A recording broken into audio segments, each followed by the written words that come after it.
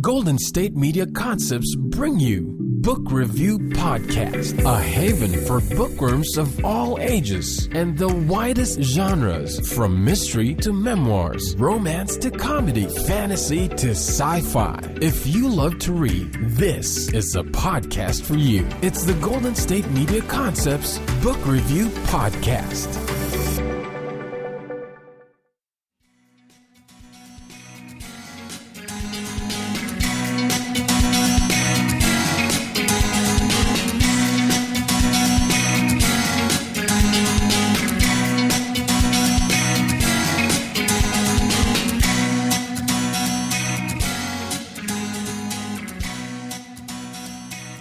Hello and welcome to the GSMC Book Review Podcast, brought to you by the GSMC Podcast Network. I am your host, Sarah, and I am happy to be with you today to bring you another author interview. I am speaking today with author Sam Bleicher about his new novel, The Plot to Cool the Planet. It's a book about climate change. It's a mystery. It's an interesting collection of genres. Let me actually just read you the back of the book. It's set slightly in the future, so June 2020. An outspoken climate scientist is murdered. Investigators believe she was assassinated to end her forceful advocacy for untested geoengineering techniques that might slow global warming. Frequent extreme storms and rising sea levels are undermining the viability of coastal cities. Millions of subsistence farmers and fishermen are facing ruin as crop yields fall and fisheries disappear. No nation is volunteering to take in climate refugees. Frustrated by the global paralysis, 3 small island diplomats secretly launch a rogue venture to cool the planet. The odds of success are low, and the threat to their careers and lives is tangible, but they feel morally obligated to try. Their project uncovers other surreptitious interventions, causing perilous political, diplomatic, and military confrontations. So it's this, like I said, it's this fascinating combination of genres where you've got this mystery of who murdered the climate scientist, and that jumps in right away. That's in the first part of the book. You meet her. She is on a cruise, traveling under an assumed identity to maintain her anonymity because she is a public figure. She is murdered. Several days later, the person who assassinated her is murdered, so you jump into this mystery. And then her death really is a catalyst for other parts of the book. You've got that mystery, but then you've also got the 3 diplomats who are trying to figure out how to save their island nations from being swamped, basically, from being drowned by rising sea levels. They are frustrated with the political process that is not moving at any pace that might be helpful, and they decide to take matters into their own hands. So you've got mystery, you've got intrigue, there's a little bit of romance, you've got it's not exactly science fiction, it's fiction about science, but not science fiction in the way that you would think, because the science is all real. It's set slightly in the future, but not far enough in the future that it is, that kind of science fiction.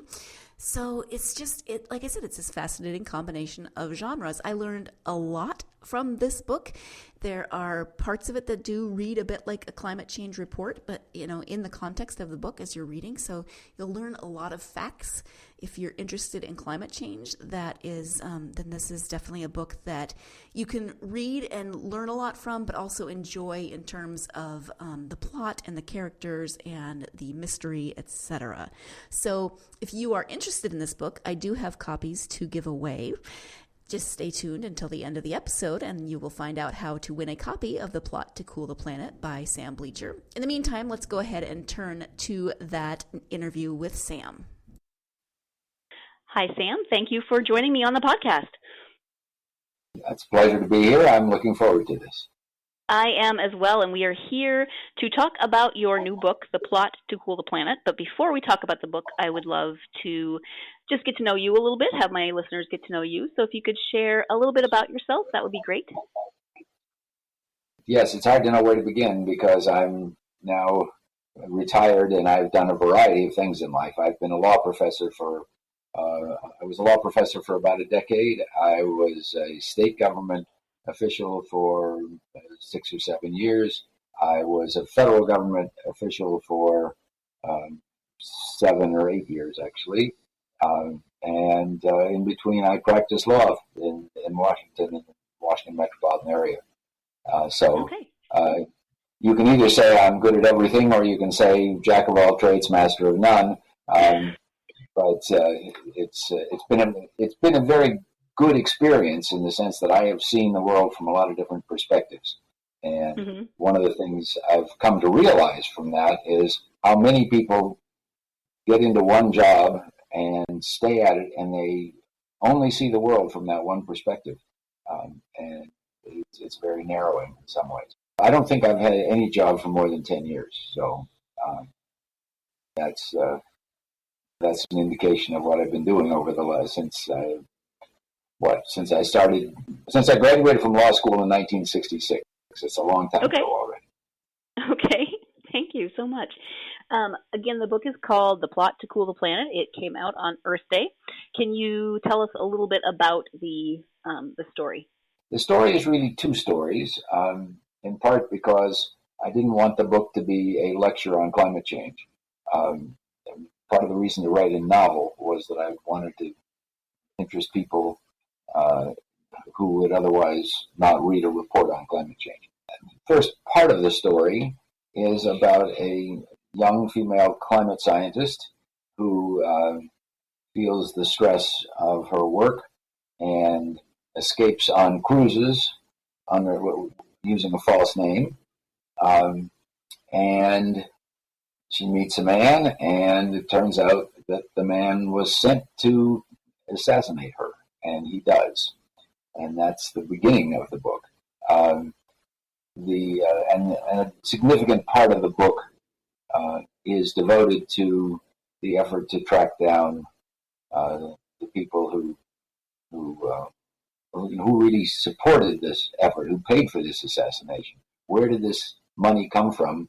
Because it was clearly a very professional job. And it turns out that within a few days after the assassination, the individual, the man who actually did it, also dies and turns out to have been murdered. And that part of the story follows two Canadian investigators as they try to piece together what happened and find the ultimate authorization for the assassination. So that's one piece of the story. The other part is about one diplomat to start with, who encourages a couple of friends who come from small island states that are about to be drowned by rising sea levels, to just forget about all the international procedures and all the stuff that they have worked on all their lives and do something completely outside of the system. See if they can get some money and see if they can get a physical location to conduct a solar geoengineering project that they hope will slow down, perhaps even reverse, the climate changes that we are experiencing, including the rising sea levels. Of course, it can't be entirely reversed. A lot of what is going to happen over the next few decades is already baked in, as they say. That is, that increase in temperature is going to occur, and it really can't be stopped in the short run. And the question is whether we can do anything to slow it down and mitigate the effects by dimming the sun, basically, through solar geoengineering projects. That idea is very controversial, and for good reason, because there are real questions about the scope of the effect. There are real technical questions about what levels of effort we make. How much is the right amount of dimming? How much of the chemicals we spread in the atmosphere are necessary to get the right result, as opposed to overshooting or having no effect at all. And so it's a complicated it's a complicated question. We don't have good answers, and there's no way to really conduct significant experiments to get the answer because we don't have any planet to experiment with. So right. It's a dangerous thing in that sense. On the other hand, if you believe some of the predictions that we are hearing, or most of the predictions we're hearing as time goes on, we have a very grim future awaiting us if we don't do anything. So, so that's what the book is about. And then I should add, once this project gets underway and others discover it exists, it becomes a major international controversy between the United States and Russia in particular, but with other countries also very much interested in the outcome.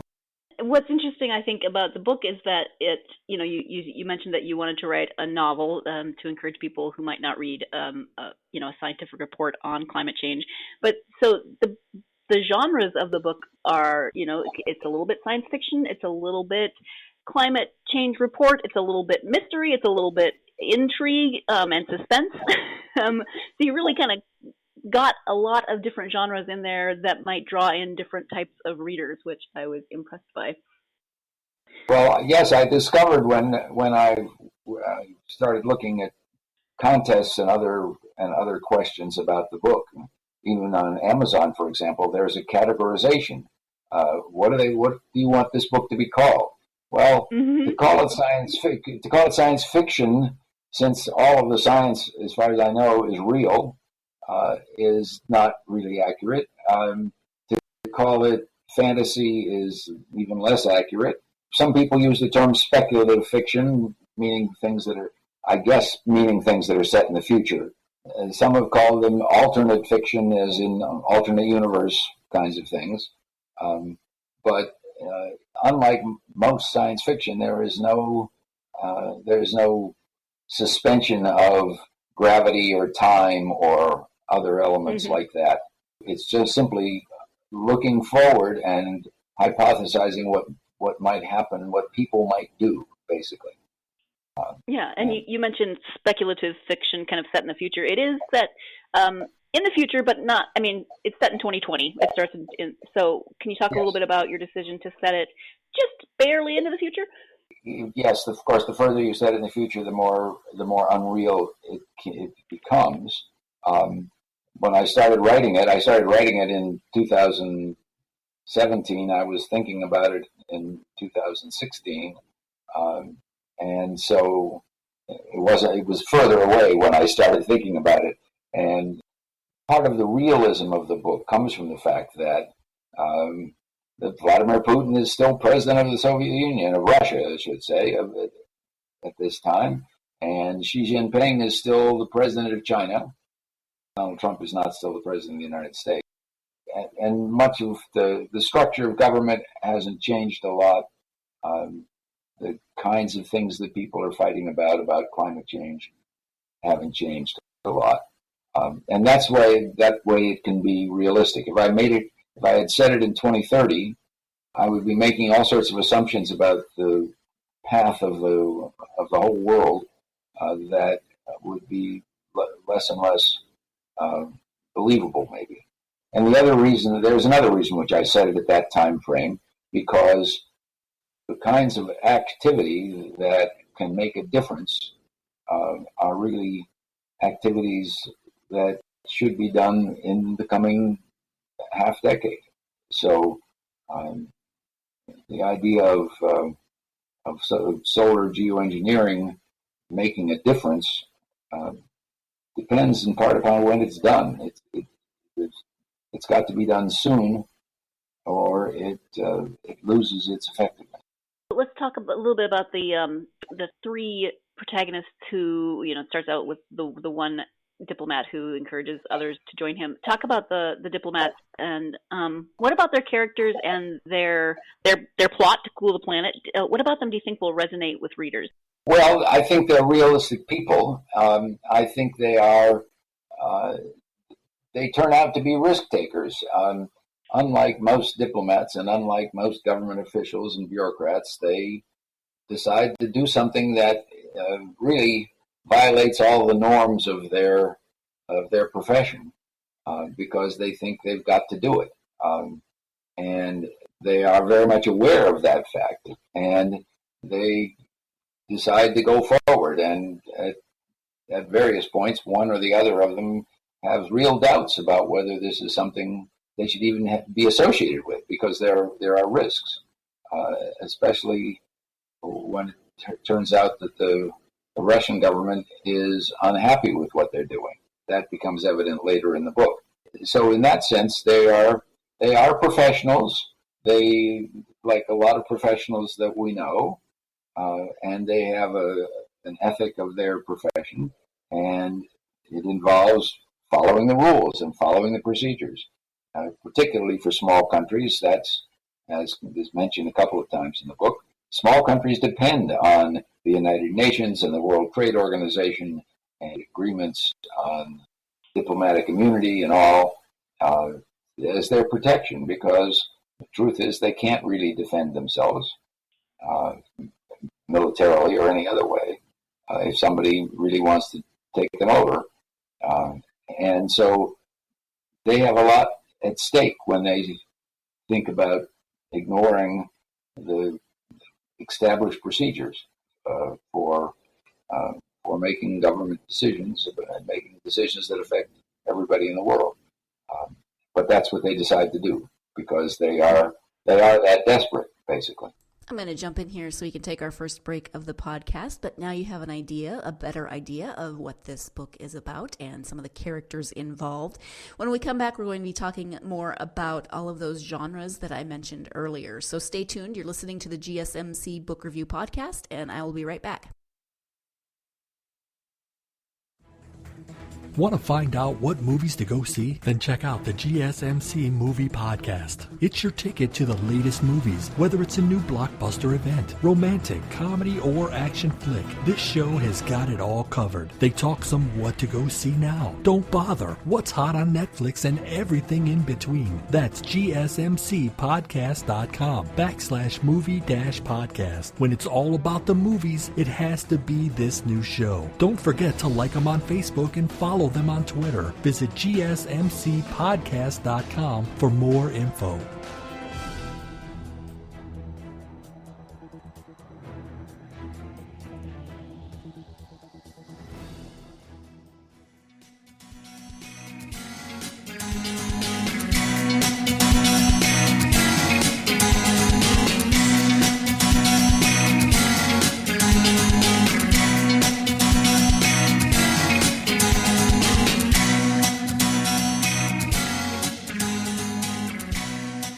Welcome back to the GSMC Book Review Podcast. I am speaking today with author Sam Bleicher about his book, The Plot to Cool the Planet. Let's go ahead and get back to that interview.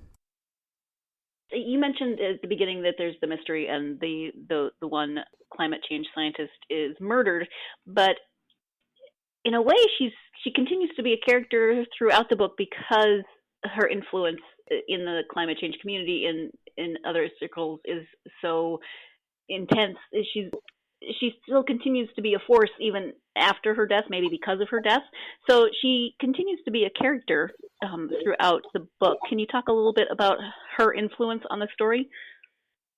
Well, yes, she was outspoken about the need to do something immediately and more seriously than what the established organizations are talking about. The Intergovernmental Panel on Climate Change, the IPCC, started out with the question, well, what do we have to do to avoid disaster in 2100? And the difficulty with that was, and still is to some degree, that they are not looking at short-run impacts. They're sort of assuming a smooth increase in temperature over the period to 2100. And they aren't recognizing that some things that are happening right now, like the melting of the glaciers and the effects on agricultural productivity and the effects on the ocean and fisheries, are irreversible changes. And the fact that we can we can manage to bring the temperature back to a stable point at 2 degrees above our current average temperature, is a physicist's way of looking at it, but it's not a biologist's way of looking at it. It's not a sociologist's way or a political scientist's way. And what Dr. Halverson says, I think persuasively, of course I wrote what she said, is that the immediate impacts are going to be so substantial that it won't matter what happens in 2100 if we don't do some things now to avoid some of the more immediate consequences. In fact, I was just reading today about a group in England called the Extinction Rebellion, which is basically saying that. It's basically saying we need to do something right now. It isn't a problem for our children or our grandchildren. It's a problem for us. And that underlying all that is society and our economic institutions, our agricultural institutions, our trade relations, and all of that are much more fragile than people assume. And if they're damaged, it's very hard to put it back together again. And if we start having droughts and floods in 2 different places, of course, and temperatures that turn normal growing areas into deserts, that will have permanent impacts that can't be undone, and society will not survive. Civilization will crumble in parts of the world, as a result of what's happening right now. Not a very happy perspective, I'm afraid, but I think a realistic one, and one that the scientific experts, the meteorologists and climate scientists, analysts, have understated, partly because they don't want to be called alarmist, and partly because they're scientists and they're not sure that things are bad. They're just expecting that they're bad. This is obviously a topic that you are very passionate about. What kinds of research did you do for the book? For the book specifically, I started reading more about geoengineering and what it involves and what it would take, because in the book the project is set up, and the question is, well, what do you need? You need airplanes, you need chemicals, you need are you going to have pilots, or are you going to use drones, and so on. But I've been teaching courses in climate change for several years now, mostly overseas, in China, and I've lectured in India and in other countries. So in doing that work, I have done the research, in effect, that underlies most of what's in the book. So it wasn't that I needed to do a lot of research about climate change. It was more about thinking about how to make it into a book, into a novel that would get people's attention. What do you hope that readers will take away from the book? Well, first of all, I hope they'll enjoy reading it. That's the first step, because if they don't enjoy reading it, it won't be seen by enough people. Second, I think the message, the science in the book is that we're not dealing with a healthy planet that we can sit back and let run the way it has over the past 10,000 years or so, and we'll be fine. We have done things, and it isn't just fossil fuels. It's agriculture, it's artificial fertilizers, it's population growth, it's all of these factors that have already significantly changed the planet. If you want to say re-engineered, I think that's a legitimate way of saying it.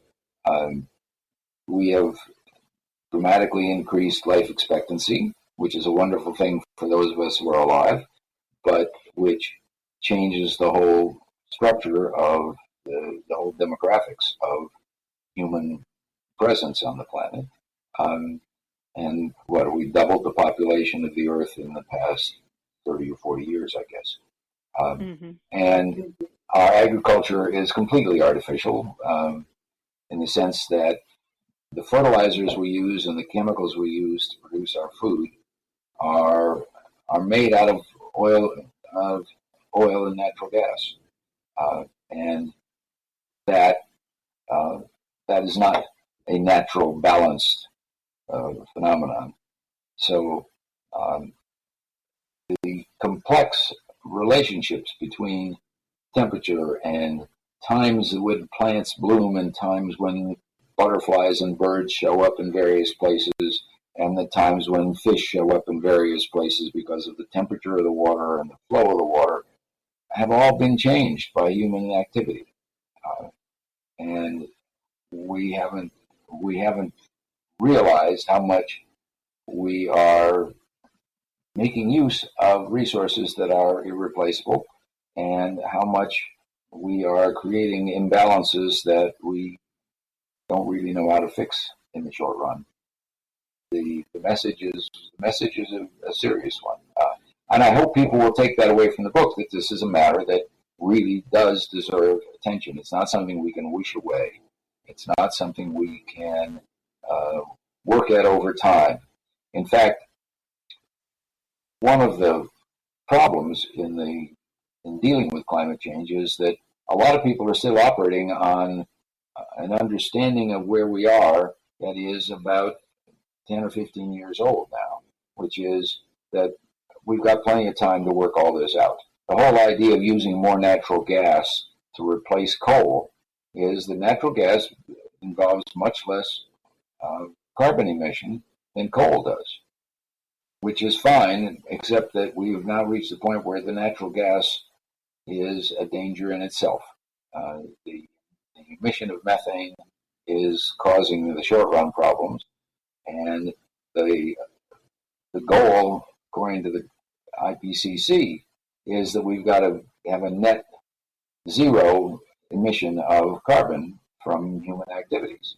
Well, that's not what people were saying 10 years ago, and the solutions from 10 years ago were, well, we should use more natural gas and less coal, and that isn't really a solution. Interesting, and a little bleak, maybe. So from your perspective, then, what are some of the things that the average person can do on a day-to-day basis to help combat climate change? Well, there are lots of things at various levels. So first of all, the politics of climate change are that there are many places in the world, including the United States right now, where the people in charge of the government are refusing to acknowledge that there's a problem. Arguments, even for those who say there is a problem, the argument is, well, it's too expensive to fix, basically. It will cost a lot of money.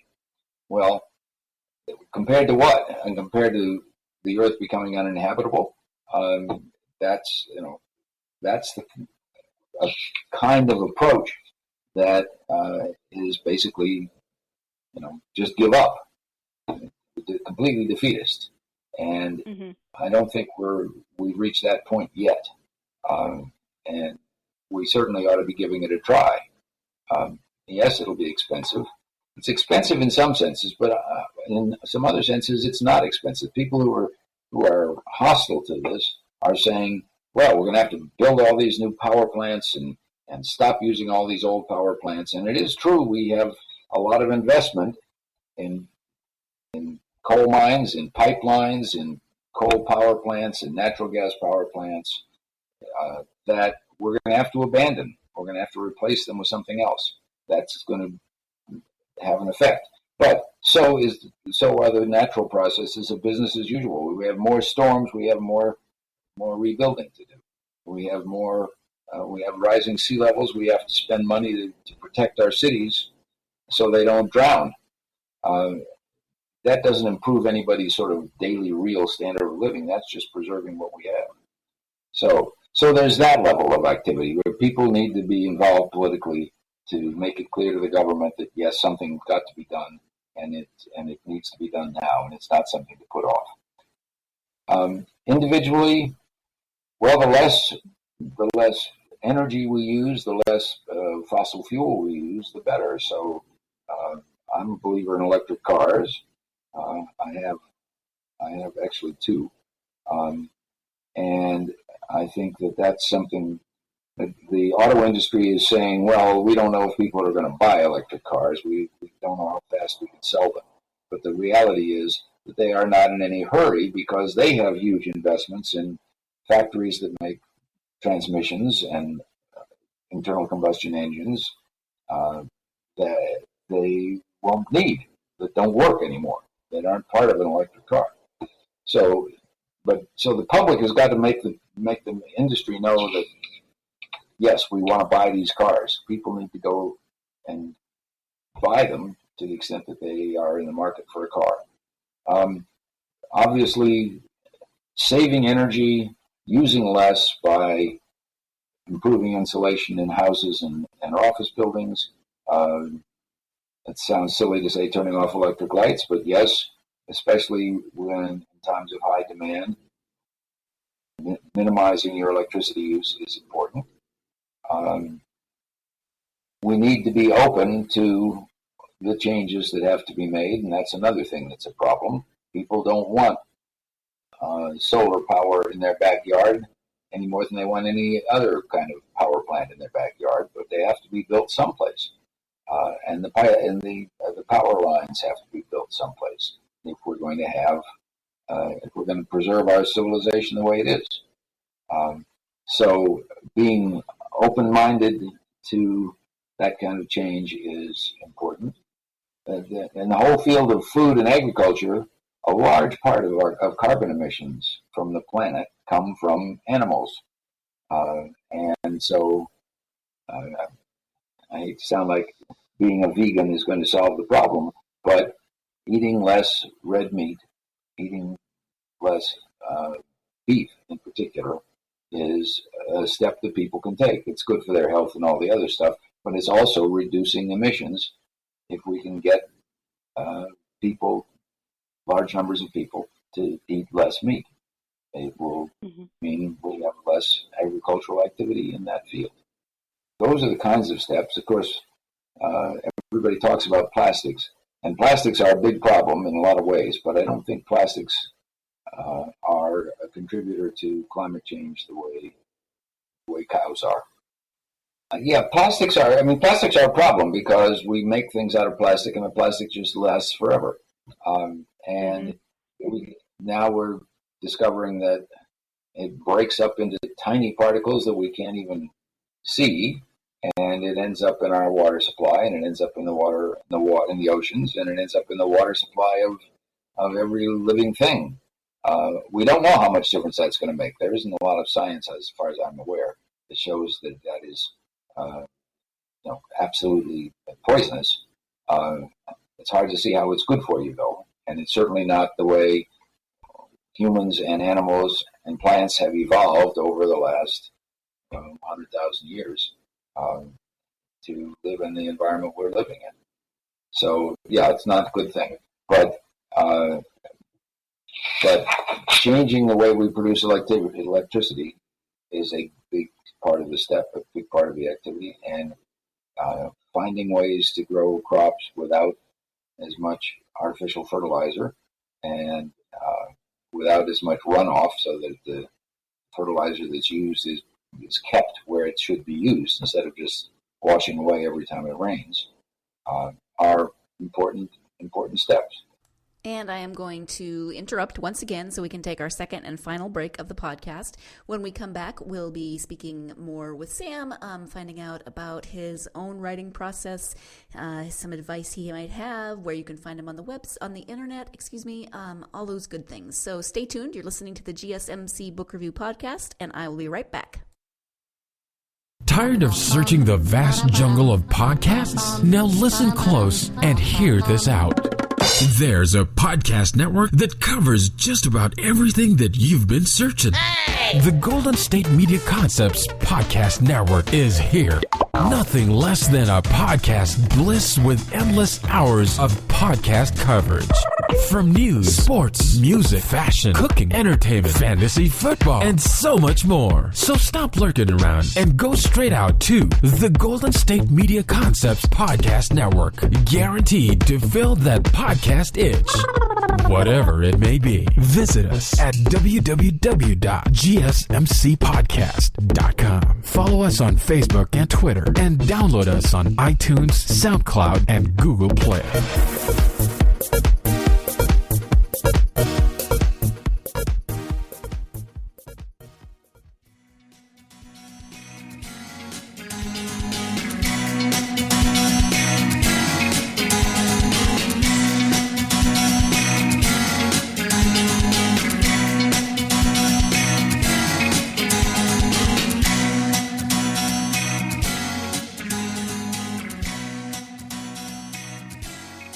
Welcome back to the GSMC Book Review Podcast and the conclusion to my interview with author Sam Bleicher about his new novel, The Plot to Cool the Planet.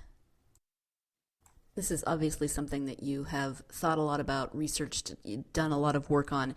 In terms of the writing process, then, it sounds like you've written throughout your career. But when it comes to writing fiction specifically, had you always wanted to write fiction, or did you decide to write a novel specifically based on this topic? How did you come to write this novel? I did write a novel before this. It's called Appointments. It's available on Amazon. I self-published it, and it never really took off. It's a Washington novel. I guess I should go back to the beginning. When I read Bonfire of the Vanities, Tom Wolfe's book, I thought to myself, that's a New York story. There should be a Washington story just like it, where we write about people pursuing their particular ambitions and interacting in ways that affect each other not necessarily well. And that's the kind of a book I thought of when I thought about writing. And I had thought that when I read Bonfire of the Vanities, which was, 20, 25 years ago.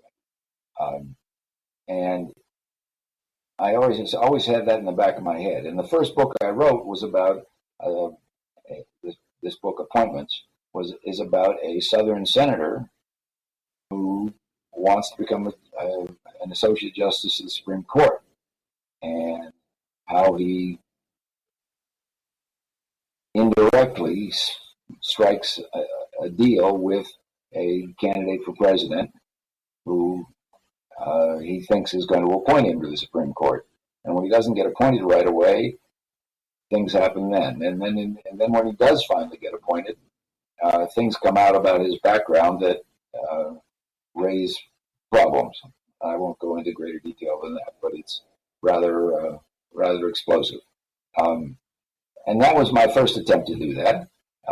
And of course, after I wrote the book, I learned a lot more about writing books, about writing novels. I started reading about writing novels, and I started thinking about what makes novels appealing.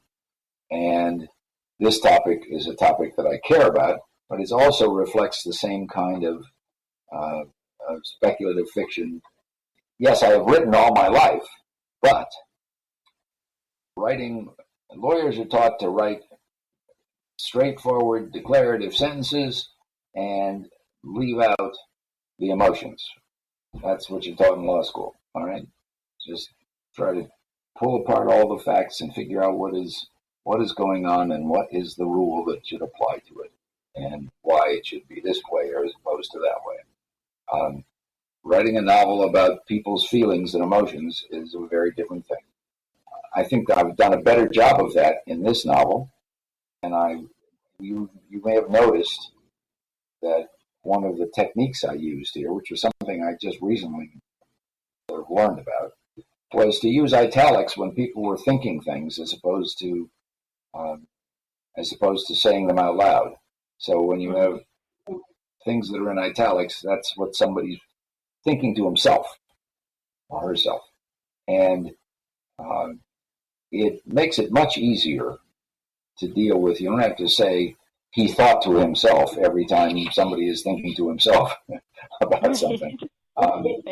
And And I don't know if it's widely used or not, but when I realized that was something, that was an alternative, that things in ordinary quotation marks were things people said, and things that were in italics were things people thought, that device by itself made writing so much easier. And I enjoy the writing. I certainly enjoy putting the story together, and trying to start with some ideas and let them grow, you might say. And as I say, it's a completely different kind of writing from what you do for a legal brief, where the one thing you know for sure is the conclusion you want to reach, because you represent one client or the other. But here, I start with some sort of turn on the machine. All right, I see with this, the climate scientist has been murdered. The investigators start investigating, and what do they find, and where do they go? And the same thing with the solar geoengineering. These couple of diplomats recognize they've got a serious problem, and that the world isn't solving, and they start thinking about how they're going to get something done about it, and the story grows on its own in that way. There's also a couple of love interests in the book, as is real, in terms of what happens in the real world. And writing about something like that is very different from writing a legal brief. I would imagine. Out of your unique experience in coming to writing a novel, then, do you have advice for aspiring authors? Well, my advice to aspiring authors don't do what I did. That's one of the things I would say. I mean, everybody says, and I guess they're probably right, that you really should have a pretty carefully constructed outline of what you're going to do in your book. And I didn't do that, as I was explaining a minute ago. I sort of turned on the machine, created the situation, and let it play itself out. The result may be that my book is longer than it should be, and that some parts have more emphasis than they deserve. But once you put yourself in the position of this individual and start thinking about what they're going to do, things evolve in ways that take longer explanation, and that are interesting in themselves. So that's one comment I would make. You really should plan out the book better than I have done. Second, the most important thing is to start writing. I have friends who say, gee, mostly they're thinking about writing memoirs. And I keep telling them the way you start is to start. You start making your outline, you start identifying things you want to talk about, and you start writing the pieces, and you see how they come together. Some of the larger picture elements emerge as you're doing it. So if you don't start, you never get there. And that's the other advice I would give. In fact, years ago, I read a statement by a writer who said, if you want to be a writer, the first thing you need to do is sit down in a room and not do anything. Just sit there and think about things. And see if you can do that. Because if you can't do that, you're not going to be able to write. You've got to be able to have the discipline and the patience to sit down and do it. And that's part of the discipline. Now, in some ways, writing novels is easier than doing the work I was doing before, because when you're writing a legal brief or when you're reading a scientific paper, you can't say anything without a footnote, without a support for what you're saying, piece of evidence or an article or something. I don't have that problem with a novel. I mean, in fact, in my first novel, I said something took place. I said Justice Black was nominated for the Supreme Court, and it came out that he had been a member of the Ku Klux Klan, and that might have might have killed his chances. And someone corrected me on that and said, well, that didn't come out till after he was appointed, and there was talk about removing him from the court because, which is a very different context politically and legally. No one's been removed from the court, from the Supreme Court in our history. And my answer was, well, my character thought that it came up before he was nominated, before Black was nominated. So my client, my character in the book had a mistaken recollection of the facts. You can get away with that in a novel. You can't get away with that in a scientific paper or in a legal paper. So in that sense, it's easier writing. And when you're writing about how people feel and what they say when emotionally laden things happen, is another, you make that up. You reflect your experience with real people. And that's easier to do than writing nonfiction. And when you're not writing and you take time to read, do you have favorite authors or genres that you tend to turn to? When I take time to read, when I'm not reading the newspaper and reading the latest reports on climate change and other stuff that I'm working on, first of all, I'm a bit of a political junkie, so I'm reading the newspaper about what's going on presidential campaigns and Senate campaigns and all the time. But I'm a member of a book club. I'm a member of two groups, actually, that are interesting. One of them is a book club, a traditional book club. Nearly all of what we read is U.S. history. We vote every year on books that we're going to read in the future. We always end up reading U.S. history, which is interesting, but it's not really changing anybody's mind about anything. We're reading about Jefferson. We're reading about Washington. We're reading about Lincoln. Reading about Roosevelt. Having benefited from a pretty good high school education in American history, I'm not seeing new things. It isn't changing my whole outlook on the world. But they're well-written books. So that's one group. Another group I'm in is called a Meeting of Minds, which is consciously not a book club. It is a group discussion of issues. And usually the discussion is built around a couple of magazine articles. It involves a lot less reading, but it involves a lot more controversial issues. We had a discussion on immigration last month. We're having a discussion on affirmative action this month. And so we've had those kinds of issues. And the group of people is reasonably homogeneous, but we have not just lawyers, we have some doctors and we have some business people. And that makes a difference in terms of, we have a couple of psychiatrists in the group. So those people bring a different perspective to the discussion. So there's reading of that kind that is not a whole book on immigration issues, but a long paper on immigration issues, something out of the Atlantic or something out of the New Yorker or something out of a Sunday Times magazine.